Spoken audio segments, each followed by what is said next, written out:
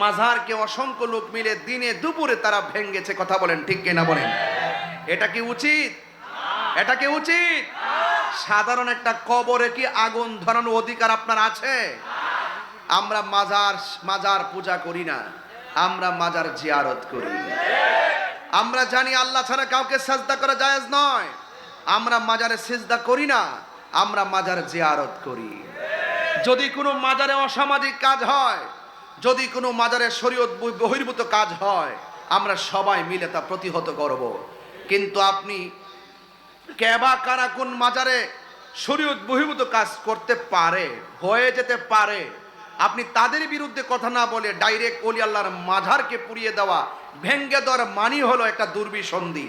এর দ্বারা প্রমাণ হয় ওই ১৫০০ বছর থেকে যারা সাহাবায়ে কেরামদের মাজারকে ভেঙ্গে মাটির সঙ্গে মিশিয়ে দিয়েছে, ওরাই বাংলাদেশে